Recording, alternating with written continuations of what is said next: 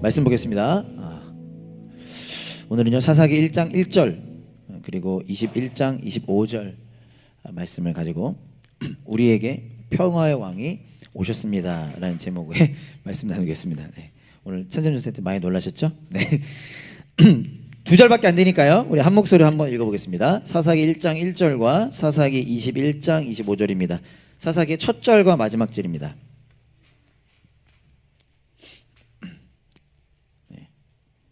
같이 한 목소리로 읽어볼까요? 시작. 여호수아가 죽은 뒤에 이스라엘 자손이 주님께 여쭈었다. 우리 가운데 어느 지파가 먼저 올라가서 가나안 사람과 싸워야 합니까? 25절이요. 시작. 그때에는 이스라엘에 왕이 없었으므로 사람들은 저마다 자기의 뜻에 맞는 대로 하였다. 아멘. 한 번 더 기도하고 말씀 나누겠습니다. 하나님 아버지, 이 시간 예배 가운데 또 하나님의 말씀 나눌 수 있어서 감사합니다. 하나님의 임재, 하나님의 함께 하심 속에서 우리 모두가 이 말씀에 담긴 하나님의 마음과 하나님의 뜻, 하나님의 일하심, 하나님의 계획을 우리가 경험하고 깨닫기 원합니다. 붙잡기 원합니다. 그렇게 살아가는 우리 담없는 교회 되게 하여 주세요. 예수님 이름으로 기도합니다. 아멘. 네. 우리 제목 한번 따라해 볼까요? 우리에게 평화의 왕이 오셨습니다. 네, 이제 오늘부터 사사기 말씀을 시작하는데요. 제가 좀 더 자세히 인지하고 못하고 있었는데 다음 주에 일단 사사기 말씀 못 전하고 또 그 다음 주 사사기 말씀 못 전해요. 그래서 좀 텀이 있는데 제가 오늘의 인트로입니다. 인트로. 그래서 여러분 괜찮을 것 같습니다. 네. 지난주에 우리 김기용 목사님께서 말씀 전해주셨습니다. 제목 혹시 기억하실까요? 그러나 우리 하나님은 제가 참 너무 은혜를 받았습니다. 감동을 받고 도전이 되고 한 주간 계속 이렇게 생각하면서 살아갈 수 있었는데요. 목사님을 통해 전해지는 말씀을 듣던 중에 특별히 아담, 에녹, 노아에 대한 얘기 해주셨잖아요. 물론 더 크게는 하나님의 이야기였는데 노아에 대해서 이야기를 듣는 중에 어떤 제 머릿속에 생각이 들었습니다. 그래서 이제 말씀에 집중해야 되니까 말씀을 쭉 들은 다음에 다시 그 생각이 계속 되는 거예요. 어떤 제 마음속에 질문이 있었습니다. 그 생각이 뭐였냐면요, 노아의 이름의 뜻이 뭐였죠? 위로였잖아요. 저도 알고 있었거든요. 당연히 알고 있었는데 노아에 대한 이야기를 듣던 중에 어떤 질문이 생겼냐면 노아의 이름이 위로였고 그의 삶이 위로였는데 맞아요. 알죠. 동의합니다. 그러나 한 번 더 제가 질문하게 됐습니다. 노아의 삶이, 노아라고 하는 사람이 어떻게 위로였을까? 여러분들의 표정은 이러고 계시면 저는 되게 진짜 노아의 삶이 어떻게 그 당시 사람들에게 위로가 될 수 있었을까? 위로는 그 위로잖아요. 위로 라는 생각을 제가 하게 됐습니다. 이유는 노아가 대략 정확히 알 수는 없죠. 대략 100년의 시간 동안 배를 만들잖아요. 여러분 노아의 배가 얼마나 했습니까? 이거 요즘 또 모르는 분들 많더라고요. 예전에 이게 유행이었거든요.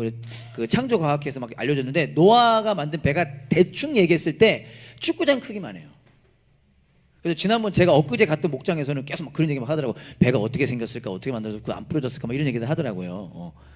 축구장만한 크기였다고 얘기합니다. 그거를 노아와 노아의 가족들만이 만든 거예요. 그거를 산 위에서 만들었을 겁니다. 산에서 그 배를 만들고 있는 겁니다. 여러분 그 모습 상상해 보셨나요? 저는 자주 상상하거든요. 왜냐하면 조심스럽지만 저의 모습이 그런 모습처럼 느껴질 수 있겠다는 생각 때문에. 노아가 계속해서 배를 만듭니다. 길게 잡았을 때 100년을 그 짓을 하고 있는 겁니다. 하늘은 말짱하고 비 한 방울도 안 오는데 산 위에서요. 그 모습이 어떻게 위로가 될 수 있을까 저는 생각을 해봤습니다. 좀 목소리 커 죄송해요. 당시 사람들은 어떻게 생각했죠? 성경에 표현되고 있죠. 이보다 더 어리석고 바보 같은 짓은 없어. 얘는 이건 성경에 없습니다. 얘는 미친 게 분명해. 그렇게 노아를 사람들이 봤을 겁니다. 비가 내리기 직전까지요. 그런데 배를 만드는 그 노아의 삶은 성경은 위로라고 말하고 있다는 것입니다. 그래서 질문을 한 거예요. 그의 삶이 어떻게 위로할 수 있을까? 좀 조심히 여기 대부분은 그래 통하니까 제가 좀 편하게 얘기했습니다. 그 이유는 간단했습니다.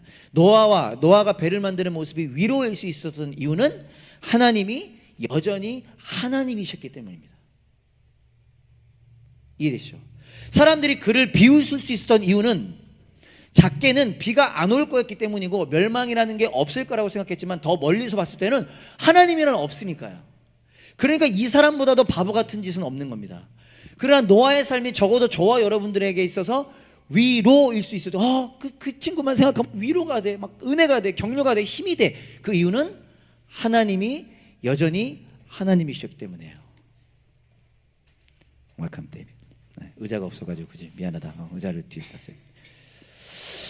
저는 그 마음에 은혜가 더 벅찼었습니다. 베드로 전서와 베드로 후서가 이 노아에 대해서 언급하고 있거든요. 같이 한번 보시겠습니다. 베드로 후서와 베드로 전서에 보면 노아에 대해서 이야기하면 보이세요 글씨? 내 것만 잡구나. 저는 제 성경을 찾아보겠습니다. 이게 보겠습니다. 베드로 후서 먼저 있는데 2장 5절에 보면 이렇게 표현됩니다. 여기서 그는 하나님이에요. 그는 또 옛 세계를 아까워하지 않으시고 경건하지 않은 자들의 세계를 홍수로 덮으셨습니다. 노아 때의 이야기죠. 그러면서 뭐라고 하죠? 그때에 그는 정의를 부르짖던 사람인 노아와, 지금 노아를 어떻게 묘사합니까? 노아가 정의를 부르짖고 있었대요. 여기서 정의는 하나님이라고 생각해도 되겠죠. 정의를 부르짖고 있었대요. 자, 베드로전서 3장 20절. 그 영들은, 이건 좀 그냥 잊으시면 되고, 옛적에 노아가 방주를 지을 동안에 곧 하나님께서 아직 참고 기다리실 때에. 자, 여기서 노아가 방주 짓는 시간을 뭐라고 표현합니까? 베드로전서는 하나님이 아직 참고 기다리실 때에.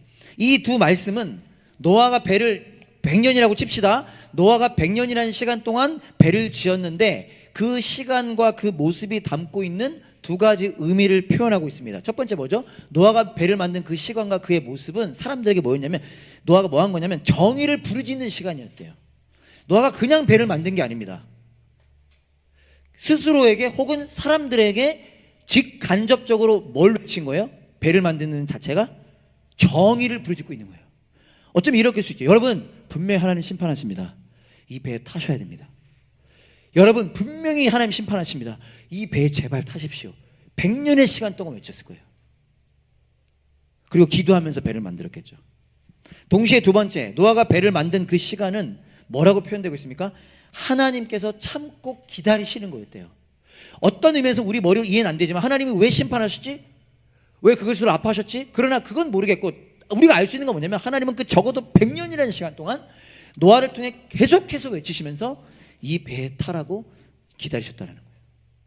배 문 누가 닫은지 아시죠? 여러분, 이거 주일학교 애들도 알아요. 노래에 나옵니다. 방주문 하나님 닫으셨거든요. 그때까지 계속해서 기다리는 거예요. 혹시나 혹시가 아니고 그 일은 없었지만요, 혹 홍수를 통한 심판이 없었다 하더라도, 하나님이 물로 심판 안 하셨다 하더라도 그 당시 사람들의 삶의 마지막은 뭐였냐면요, 그 결과는 결국 멸망이었습니다. 하나님이 심판 안 했어도 그들의 끝은 죽음이고 멸망이었어요. 그리고 창세기 기록을 보면 그들이 하는 짓 모두가 악하다 그랬거든요. 하는 짓 모두가 악하다 그랬는데 그들 스스로의 문제를 해결할 수 없는, 특별히 이 악함이라고 하는 문제, 여러분 지금 오늘날 우리 2025년도 세상 얼마나 악해. 뉴스 보면 여러분, 그런 뉴스를 보면 이 세상 못 살겠다 싶잖아요. 그 끝은 결국 죽음이고 멸망이거든요. 그 당시에 사람들은 자기들 스스로 자기들의 문제를 해결할 수 없을 뿐더러 그 악함의 문제도 해결할 수 없었습니다. 당연히 죽음의 문제도 해결할 수 없었죠. 그 뒤에 저주, 멸망, 심판의 문제도 해결할 수 없었죠. 그런데 그때 그 사람들의 시각에서만 보면 그렇게 살아가는 그때에 우리는 무엇을 알 수 있는 것입니까? 하나님은 여전히 계셨다라는 거예요. 그 악한 세상에 하나님은 여전히 계셨다. 하나님은 그런 인간들을 구원하기 원하셨고 노아라고 하는 사람을 통해 그 구원을 알리셨다라는 거예요. 그래서 위로인 거예요. 지금 저 혼자만 감동받고 있습니다. 그래서 전 노아를 생각하면서 위로가 됐습니다. 그리고 노아의 이야기를 통해 오늘 2025년을 살아가는 저와 여러분들은 알 수 있습니다. 뭘 알 수 있죠? 하나님은 창조주 하나님이시다. 모든 것을 만드셨고 모든 것을 다스리시는 분이시다. 그 하나님께서 우리를 구원하기 원하신다를 알 수 있다는 것이죠. 사랑하는 여러분, 제 질문 하나 하겠습니다. 그래도 대답 한 분이라도 해주시면 좋을 것 같아요. 저의 삶이 누군가에게 위로가 될까요? 다행히 고개는 끄덕. 내가 입으로 얘기해달라고. 여러분, 저는 이런 생각해봤어요. 우리 담없는 교회가 위로일까요? 대답 안 하시네요. 우리 담없는 교회가 누군가에게 위로가 될까요? 오늘의 이 예배가 위로가 될까요? 할렐루야, 감사합니다 집사님. 예, 언제 나오나 했네. 누군가의 섬김이, 죄송합니다만 저의 설교가 누군가에게 위로가 될까요? 저의 하루하루라고 하는 지극히 평범한 일상이 위로가 될까요? 저는 죄송합니다만 좀 조심스러울 수 있지만 노아가 삶이 위로가 됐다는 말이 왜 감동이 됐냐면요, 우리 믿음의 선배님들의 삶이 생각이 났었기 때문이에요. 어떻게 보면 지극히 평범하고 반복되는, 누구도 알아주지 않는 그 하루하루의 평범한 일상이 사실 평범한 일상이 아니더라고요. 감히 이렇게 말하고 싶습니다. 저의 설교마저도 오늘 누군가에게 위로가 될 수 있다라고 저는 생각합니다. 왜죠? 저의 실력을 본다면 위로가 되지 않을 수 있겠지만 제가 믿는 하나님이 여전히 살아계신 저의 하나님일 뿐만 아니라 온 우주 만물을 창조하신 유일한 신, 유일한 하나님이시기 때문입니다. 그래서 오늘의 예배도 위로가 있는 거예요. 어떤 분들은 졸다가 가실지 몰라도 위로가 있는 것입니다. 여러분, 무지개 기억하시죠? 목사님께서 말씀해 주셨죠? 빨주노초 파남보 7색깔 무지개, 하나님께서 약속하셨고 하나님께서 기억하신다고 하셨잖아요. 하나님께서 그 약속을 친히 이루어 가십니다. 그렇기 때문에 위로가 될 수 있는 것이죠. 오늘부터 사사기 말씀을 나눕니다. 말씀드렸다시피요, 사사기로 정한 이유 중에 한 가지도 바로 여기에 있습니다. 이해되시죠? 누가 물어보더라고요, 목장한테. 그런 질문 받아서 제가 감사했습니다. 목사님, 정말 궁금한 게 있대요. 그래서 뭔가 그랬더니, 뭐냐 그랬더니 사사기로 정하신 이유가 뭐냐라는 거야. 그래서 제가 놀라서 우리 교회가 수준이 올라가고 있구나, 목원들 중에 궁금한 사람들이 많다라는 거야. 와, 할렐루야, 이제 나는 다 이뤘다. 근데 궁금하다. 목사님, 왜 사서행전을 끝나고 왜 사사기일까? 그래서 이유가 여러 가지가 있습니다. 그 중에 그냥 아주 간단한 이유는 별거 없습니다. 제가 신약 한 번, 구약 한 번 이렇게 설교해요. 신약 한 번, 구약 한 번. 신약 구약 아시죠? 그래서 사도행전이 신약이잖아요. 그럼 끝나면 이제 구약 해야 돼, 그 다음에. 근데 제가 했던 설교는 안 하지 않습니까? 여러분들이 각자의 시간이 있지만 제가 사역하면서부터 쭉 했던 설교는 이제 안 하려고 하니까 쭉 하다가 정했는데, 그 중에 하나가 뭐냐면, 사사기로 정한 가장 중요한 이유 중에 하나는 뭐냐면 바로 이와 같은데요. 제가 사사기 말씀 시리즈 주제를 정했습니다. 그게 오늘 설교 제목입니다. 그게 뭐였냐면, 제목 한번 다시 보여주시겠어요? 우리 야래 한번 보여주시겠어요? 제목이요, 제가 읽어볼게요. 우리에게 평화의 왕이 오셨습니다. 이게 이번 사사기 몇 번을 걸칠지 모르겠지만 저희 주제 설교의 주제거든요. 우리에게 평화의 왕이, 우리 한 번 더 고백해볼까요? 시작. 우리에게 평화의 왕이 오셨습니다. 이걸 이렇게 정한 이유는요, 사사기를 통해서 다음과 같은 내용을 기억하고 싶었기 때문입니다. 간단하게 제가 세 가지로 정리해봤습니다. 혹시 PPT 있나요? 없나요? 제가 읽어드릴게요. 첫 번째, 우리에게 왕이 필요하다. 두 번째, 우리에게 왕이 오셨다. 세 번째, 우리에게 왕이 계신다. 오늘 이거에 대한 내용을 하려고 하는 건 아니고요, 사사기로 정한 이유가 여기 있습니다. 여러분들께 이걸 외치고 싶었어요. 그리고 저도 기억하고 싶고 여러분들도 기억하기를 원했고, 우리 모두가 함께 이 사사기 말씀을 나누는 시간 속에 경험하기를 원했습니다. 지금 이곳에 혹 아직 예수님을 믿지 않는 분이 계신가요? 그렇다면 그런 분들께 제가 이렇게 감히 이야기하고 싶습니다. 여러분, 우리에게는 왕이 필요합니다. 우리는 왕이 필요해요. 혼자의 힘으로 살아가겠다고요? 안 됩니다. 우리가 혼자의 힘으로 살아갈 수 없습니다. 성경은 예수님이 구원자라고 말합니다. 그거의 다른 이름이 왕이죠. 성경은요, 여러분, 하나님이 우리를 만드셨기 때문에 우리에게 구원자가 필요하다라고 이야기합니다. 그 구원자를 다른 말로 유일한 길과 진리와 생명 되시고 우리의 선한 목자 되신 분, 바로 예수 그리스도를 말하는 거죠. 우리는 우리의 힘으로, 우리의 의지로 죽음이라는 문제를 해결할 수 없습니다. 죽음 뒤에 심판이 있거든요. 심판 뒤에 영원한 천국과 영원한 지옥이 있거든요. 우리의 힘으로 해결할 수 없습니다. 근데 그것을 해결하기 위해서 예수님이 오셨다는 거예요. 그분만이 길이요 진리요 생명이라는 겁니다. 그분만이 구원자라는 거예요. 놀라운 것은 그분이 우리를 위해 오셨다라는 것입니다. 우리가 가는 게 아니라요. 여러분, 도움이 필요한 사람이 내 도움을 해결해 줄 수 있는 사람한테 가야 되는 거 아닙니까? 그죠? 여러분들이 다 가시잖아요. 레주메도 여러분들이 다 뿌리시고, 전화 오면 와 전화 왔다 가가지고 면접 보고 회사 들어가는 거 아닙니까? 그러나 우리가 가야 되는데 주님이 오셨습니다. 예수님이 오셨다라는 거예요. 있을 수 없는 일이죠. 이곳에 예수님을 믿는 분들은, 예수 믿으시나요? 더욱 기억하고 소망하기 원합니다. 그 사실은 뭐냐면요, 왕이 계신다라는 거예요. 여러분, 왕이 계신다는 사실 믿으십니까? 지금도 이곳에 계십니다. 찬양 오늘 그 찬양 그 가사 없었나? 좌정하셔서 지금 우리를 다스리시는 분이 계십니다. 예수 그리스도. 내 안에도 있습니다. 지금 이곳에서 계십니다. 이곳의 주인이 바로 우리 예수님이시죠. 근데 많은 신앙인들이, 예수 믿는 사람들이 그것을 기억하지 못하고 까먹고 살아갑니다. 그죠? 직장에서, 학교에서, 하루하루 일상 속에 저도 까먹습니다. 일어나자마자 그래서 기억해야 돼. 또 애들이 말 안 들으면 또 까먹어. 이를 다시 기억해야 돼. 기억하기 원하는 거죠. 왕이 계신다라는 것이에요. 세상은 악하죠. 세상 너무 악합니다. 저도 일부러 그래서 기사를 안 보거든요. 근데 또 어떤 목사님들이 친절하게 저에게 기사를 보내주세요.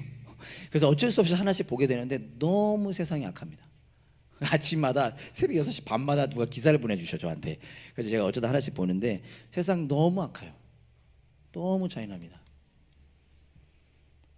뿐만 아니라 우리의 삶이 너무나 어렵고 힘들고 바쁘죠. 그래서 기억해야 됩니다. 놀라운 사실 뭔지 아세요? 여전히 예수님께서 우리와 함께 하신다는 거예요. 물론 때론 여러 가지 나의 기준 속에 느껴질 때가 있고 안 느껴질 때가 있지만, 여러분, 감정이 다가 아닙니다. 잊을만 하니까 다시 한번 얘기해요. 약속이 사고와 상황을 지배하게 하라. 예수님이 우리와 세상 끝날까지 함께 하신다고 약속하셨죠. 우리의 감정을 넘어서 예수님 우리와 함께 하신다는 거예요. 그걸 우리가 기억해야 한다는 것입니다. 놀라운 것은 그 예수님께서 우리와 함께 아파하시고 우리를 친히 인도하시며 우리를 완성시키십니다. 우리를 완성시키세요. 목적지에 반드시 도달하게 만드신다는 뜻입니다. 그래서 어떻게 해요? 그렇기 때문에 우리는 그분을 의지할 수 있고 의지해야 하는 것이죠. 그 시작은 우리에게 왕이 있다는 사실을 remember, 기억하는 것에 있다는 것입니다. 이 내용을 기억하고 싶어서 제가 사사기로 정했습니다. 아시겠죠? 네. 사사기에 대해서 간단히 좀 오늘 알려드리겠습니다. 오늘은 개요니까요.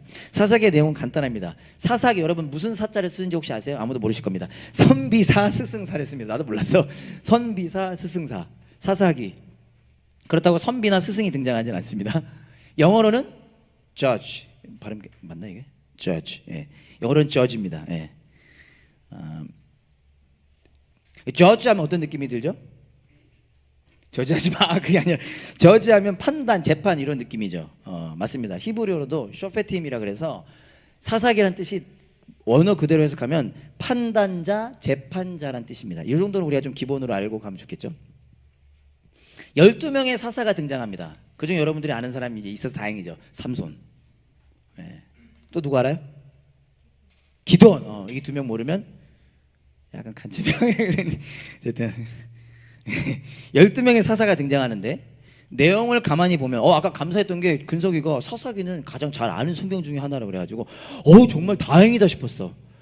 여기 여러분 사사기 한 번쯤 다 읽어보신 거죠? 이제 다음 주에 한 번 읽어오십시오. 한 번 정도 읽어오십시오. 근데 내용을 보면 이 사사들이 12명의 사사들이 재판자라기보다는 군사 지도자에 가깝습니다. 주로 이 사람들이 하는 일이 뭐냐면 전쟁에 나가서 이스라엘 백성들이 위기에 처했을 때 구해줬던 사람들이 이 12명입니다. 나중에 좀 자세히 보겠고요.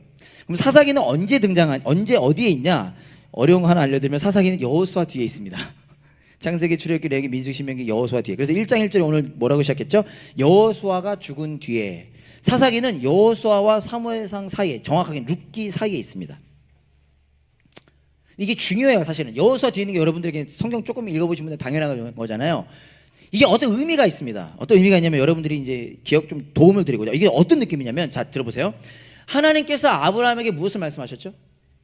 내가 너로 복의 통로가 되게 하겠다. 그러면서 너로 큰 민족, 큰 나라를 만들겠다라고 하나님 약속하셨습니다. 그리고 모세에게는 무엇을 말씀하셨냐면 비슷한 내용이지만 너로 하여금 이 이스라엘이로 하여금 제사장 나라, 거룩한 민족이 되겠다라고 말씀하셨습니다. 쉽게 말해서 하나님이 아브라함을 통해 이스라엘이라고 하는 나라를 만들겠다. 그 나라는 거룩한 나라, 제사장 나라가 될 것이다라고 말씀하신 거죠. 그 말씀대로 지금 이루어져 가고 있습니다. 창세기에 등장하는 아브라함부터 해서 쭉쭉쭉쭉 이루어지고 있습니다. 어떻게 되냐? 아브라함을 시작으로 이스라엘이라고 하는 백성이 만들어졌죠. 모세의 인도 아래 하나님이 시내산에서 율법 10계명을 시작으로 한 율법을 주셨죠. 하나님의 법. 다시 말로 하면 법을 주셨죠. 그리고 여호수아 인도 아래 어떻게 됩니까? 가나안 땅에 들어가 그 땅을 차지하게 됩니다. 이해되세요? 하나님이 아브라함에게 너로 큰 민족, 나라가 되게 하겠다. 나라가 되려면 필요한 요소들이 있는데 그 요소들을 하나하나 이루시는 거예요. 백성을 만드셨고 그 나라의 법을 주셨고 나라가 있으려면 땅도 있어야 될 거 아닙니까? 땅을 허락하셨습니다. 그러면서 사사기가 시작하는 거예요.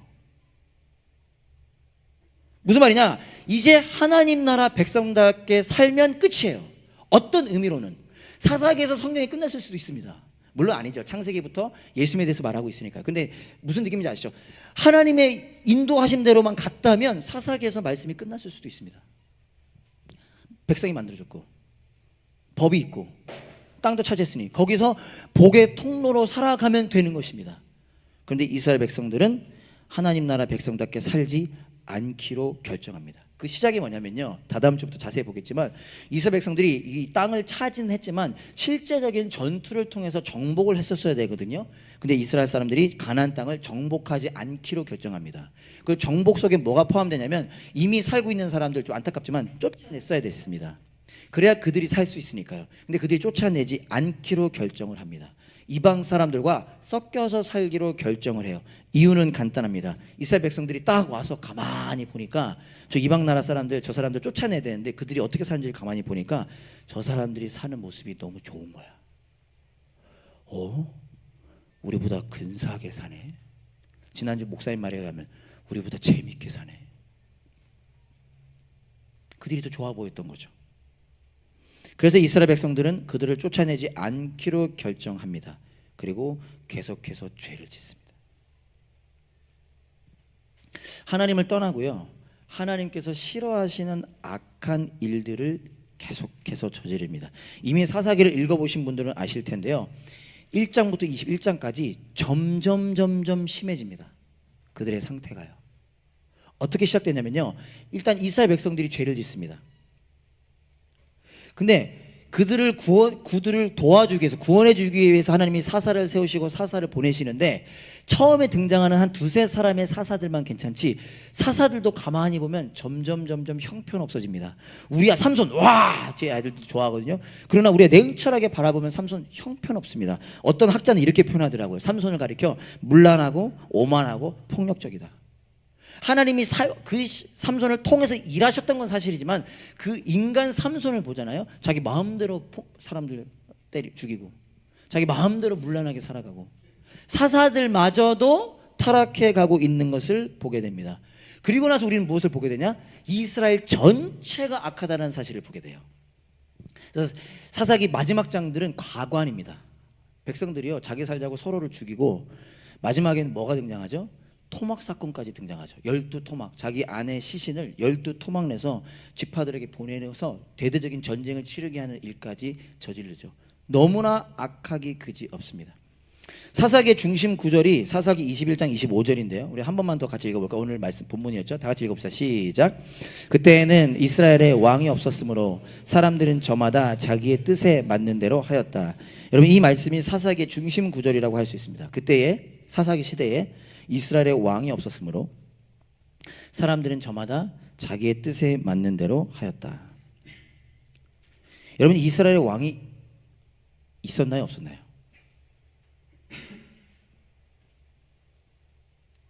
그때에는 이스라엘 왕이 없었으므로, 어떻게 보면 맞는 말이죠. 당시 다른 나라들은 다 왕이 있었습니다. 그리고 이스라엘 백성들이 보기에도 좋아 보였어요. 저기에는 왕이 있어서 너무 좋구나. 그래서 왕을 달라고 해서 첫 왕이 사울 왕이기도 했죠. 다른 나라들은 다 왕이 있었습니다.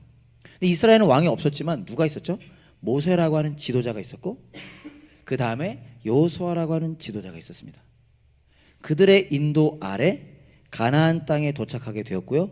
도착하고 나서는 그들과 같은 지도자를 따로 세우라고 말씀하지 않으십니다. 왜일까요?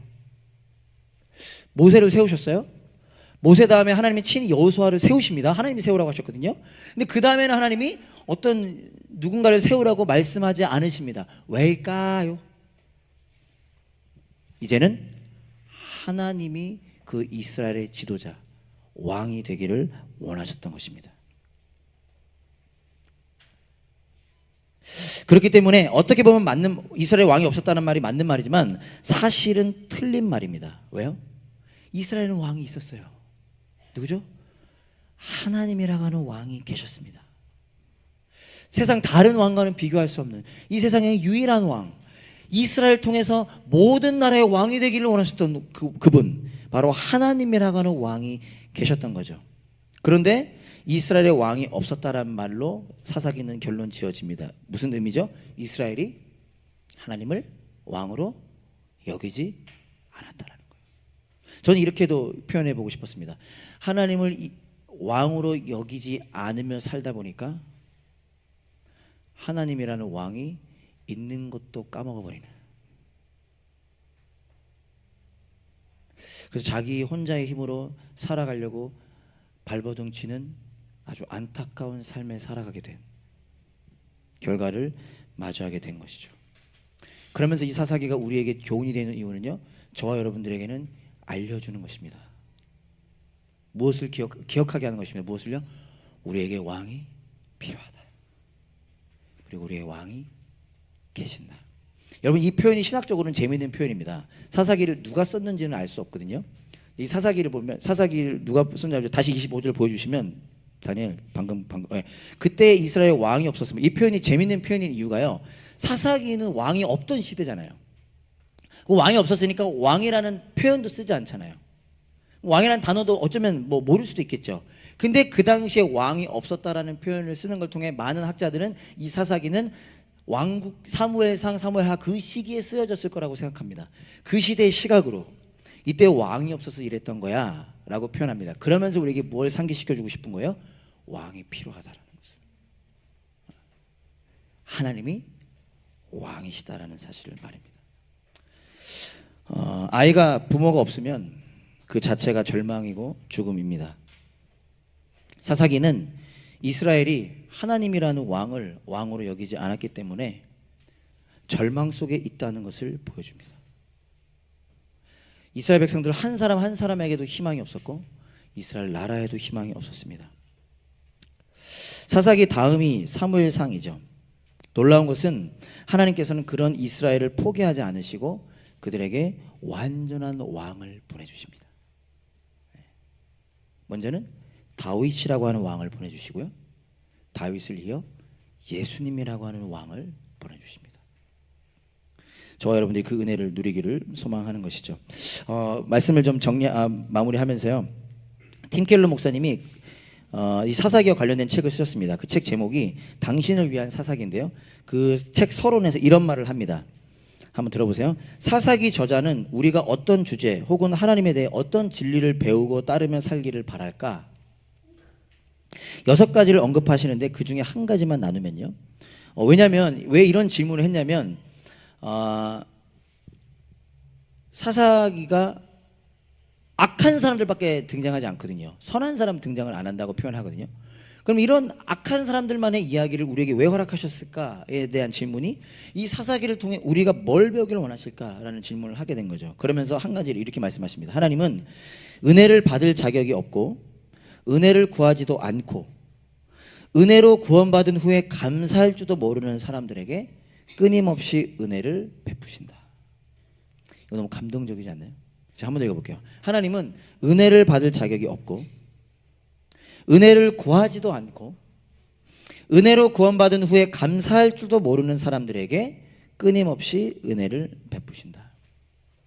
사사기에서 반복되는 표현 중에 하나가 이스라엘 자손이 여호와께서 보시기에 악한 행동을 일삼더라입니다. 이스라엘 백성들이 계속해서 죄를 짓습니다. 놀라운 건 그들이 죄를 짓다가 어려움을 마주하거든요. 그래서 도와달라, 살려달라 그러면 하나님이 살려줘요. 그러면 인간된 도리어 어떻게 되면 잘해야 될 거 아니에요. 또 죄를 짓습니다. 그래서 또 힘든 일을 겪어요. 살려달라 그래요. 그럼 하나님이 또 구원자를 보내주셔서 살려줘요. 그럼 잘해야 될 거 아니에요. 또 죄를 지어요. 네. 여러분들은 여러분들 잘못한 사람 몇 번까지 용서해 주시나요? 네. 어떤 학자가 이렇게 얘기해요. 오늘날 사회는 단 한 번의 잘못에 그냥 끝난다 이렇게 표현하더라고요. 이스라엘 백성들은 계속해서 죄를 짓지만 하나님은 계속해서 구원해 주신다는 것입니다. 그래서 아이러니하게도 사사기에서 반복되는 또 다른 표현 중에 하나가 뭐냐면 여호와께서 그들을 구원하시니라입니다. 우리였다면 진작에 포기했을 것입니다. 여러분 모르게 저였다면 진작에 포기했을 것 같아요. 한두 번이면 뭐 내가 모르지. 이렇게 해서 계속해서 끊임없이 죄를 짓는데, 그러나 우리 하나님께서는 포기하지 않으시고 끊임없이 은혜를 베푸십니다. 왜 이런 게 성경에 있을까? 그래서 성경에 있다라는 거예요. 이것이야말로 복음이기 때문입니다. 무엇이요? 은혜 받을 자격 없는 자에게 은혜를 베푸시는 복음이기 때문입니다. 사사기 다음에 이어지는 책이 룻기입니다. 사사기라고 하는 시대 속, 여러분 제가 룻기 한번 나눴었는데요. 사사기라고 하는 시대 속에서 하나님은 한 가정을 회복시키셨고 다윗이라는 왕을 준비시키셨습니다. 여전히 왕이신 거죠. 여전히 왕으로서 그들을 사랑하고 계셨던 것입니다. 그래서 구원이 필요한 인간에게 자신의 아들을 보내시기로 결정하십니다. 말씀 마치면서 여러분들에게 한 가지 질문하고 싶습니다. 이게 공격적인 질문이 되지를 않길 원하면서요. 여러분은 지금 어떤 삶을 살아가고 계시나요?